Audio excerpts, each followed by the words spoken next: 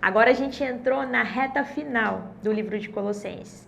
Nós vamos começar o estudo do capítulo 3, em que Paulo vai falar sobre algumas instruções para a gente viver de forma santa.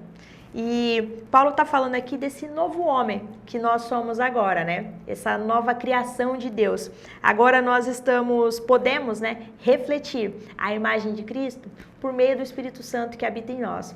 Apenas para esclarecer, quando a gente vai para a história de Adão, o primeiro homem criado, ele tinha o livre-arbítrio de permanecer em comunhão com Deus, porque ele não tinha pecado, ele foi criado bom, justo, correto. E Adão ali abriu mão desse livre-arbítrio, Adão e Eva, né? E eles escolhem ser donos do próprio nariz e desobedecer à lei de Deus. Então, toda desobediência à lei de Deus é o pecado, é a transgressão da lei de Deus. E quando eles fazem isso, eles atraem o pecado e as consequências do pecado para toda a humanidade. Então, quando nós vamos no Novo Testamento, nós vemos a Bíblia trazendo Jesus como um novo Adão. E o que isso significa?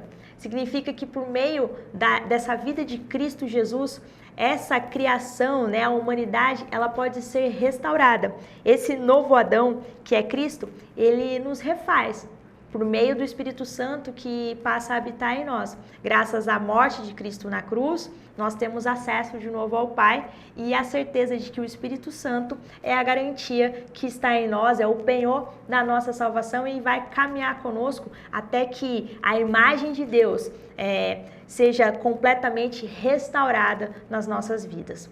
Bom, vamos continuar os nossos estudos. Colossenses 3 começa assim: portanto, já que vocês ressuscitaram com Cristo, procurem as coisas que são do alto, onde Cristo está assentado à direita de Deus. O que Paulo está convidando a gente aqui, na verdade a igreja de Colossenses, e a gente aplica isso à nossa vida, não é uma vida pensando no ócio celestial, de ficar no céu descalço, cantando músicas repetitivas, não. O que Paulo está convocando a gente aqui é para viver como cidadãos do reino de Deus, como pessoas que entendem os valores do reino, aquilo que Cristo, enquanto homem, nos mostrou aqui na terra e mudam a sua forma de vida. É uma nova vida escondida em Cristo, nos padrões de Cristo. E ele segue assim: mantenham o pensamento nas coisas do alto e não nas coisas terrenas, pois vocês morreram e agora a sua vida está escondida com Cristo em Deus. Quando Cristo, que é a sua vida, for manifestado, então vocês também serão manifestados com Ele em glória. Ser um cristão maduro é viver o essencial, e viver o essencial é viver Cristo. É olhar para Cristo e tentar com todas as forças ser parecido com Ele, porque Ele reflete perfeitamente a imagem de Deus. E nós, criados à semelhança de Deus, precisamos refletir essa imagem. Só vamos nos sentir completos e plenos quando a gente entender esse propósito para a nossa vida e nos esforçarmos para isso. Seguindo o nosso estudo, a partir do versículo 5, Paulo elenca algumas atitudes que são consideradas terrenas. Quando ele fala sobre ser terreno, ele não está julgando o mundo bom que Deus criou. É uma associação que a Bíblia traz em vários outros trechos, dizendo coisas do alto, como coisas de Deus, coisas da terra, como coisas que são pecado, coisas que ofendem a Deus.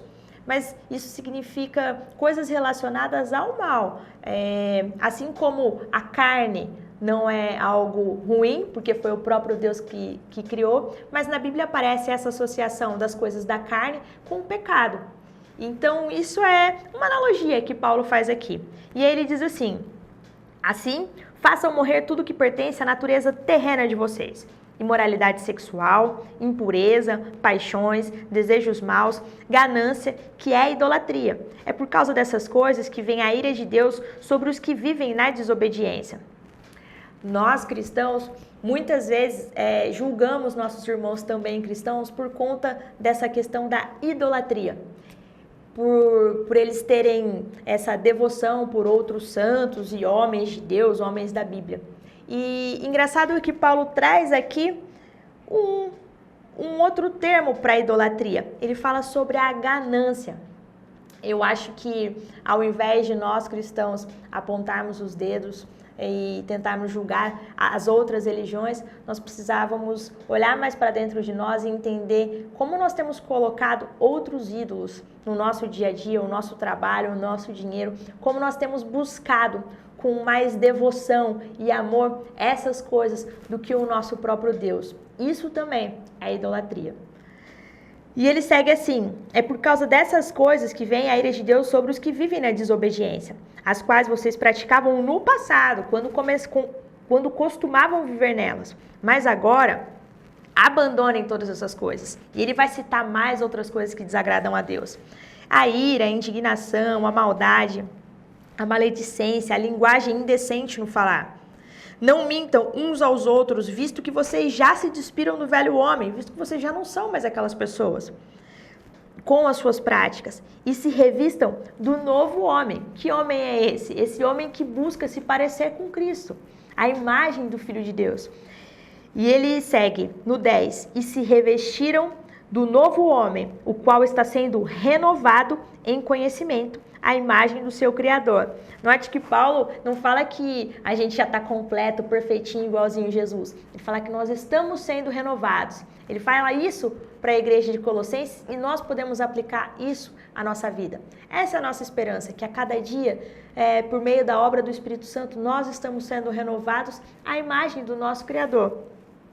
Nessa nova vida, já não há diferença entre grego, judeu, circunciso, incircunciso, bárbaro, cita, escravo e livre, mas Cristo é tudo e está em todos. E aqui, apesar da Bíblia ser um livro que contém aspectos históricos, como a questão da escravidão, o que Paulo está dizendo é que Cristo veio para derrubar esses muros de desigualdade. Seja entre homem e mulher, seja entre escravos e senhores, Cristo veio para que todos tivessem acesso à salvação. Seguindo o versículo 12. Portanto, como povo escolhido de Deus, santo e amado. Essa é a nova aliança que nós temos, né? Santo e amado, revistam-se de profunda. Aí ele vai começar com as coisas que nós precisamos cultivar. Nós precisamos abandonar essas práticas e começar a cultivar essas daqui, ó. Compaixão, bondade, humildade, mansidão e paciência. Suportem uns aos outros. Não só no sentido de tolerar, né, as coisas que as pessoas fazem, os nossos irmãos em Cristo fazem que às vezes a gente não concorda ou que nos entristece, os defeitos dos nossos irmãos, porque nós também temos. Não apenas suportar isso, mas ajudar essas pessoas, oferecendo o braço, oferecendo o ombro, suportar eles, caminhar com eles, ajudá-los nisso. E perdoem as queixas que tiverem uns com os outros. Perdoem como o Senhor lhes perdoou. E o Senhor nos perdoou muito. E essa é a recomendação de Paulo, que a gente possa perdoar o próximo, assim como Cristo nos perdoou, sem exigir nada em troca. Simplesmente fez de graça, para que nós pudéssemos, de novo, ter acesso a Ele e responder esse amor com mais amor, com devoção. E ele fala assim: acima de tudo, por isso, porém, revistam-se do amor, que é o elo perfeito. Não o amor que nós estamos acostumados, não o amor conforme os padrões desse mundo, mas o amor que o próprio Deus nos ensinou.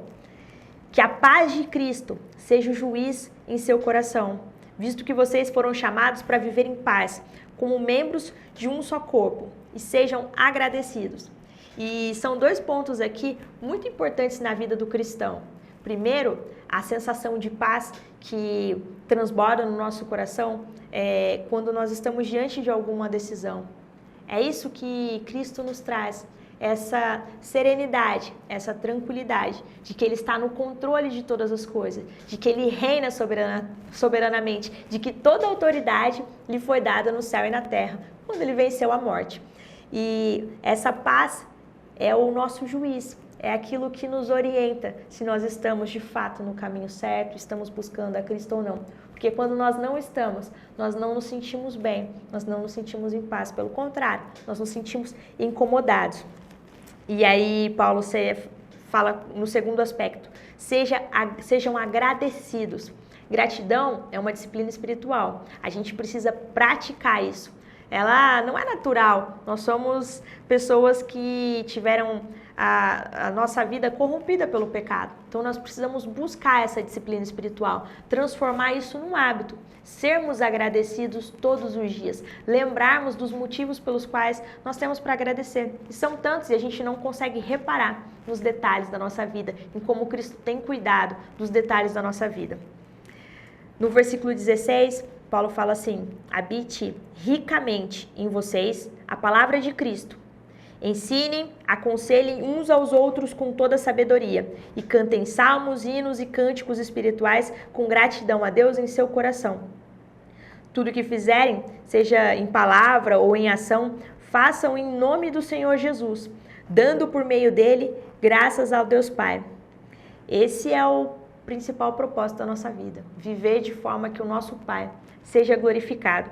E o que Paulo nos dá a dica aqui é que para isso a palavra de Deus tem que habitar na nossa vida.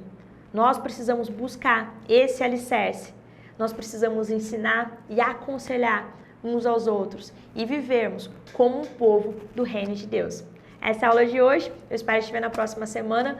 Se inscreve no nosso canal e deixa aí suas dúvidas se você tiver. Até mais, tchau, tchau.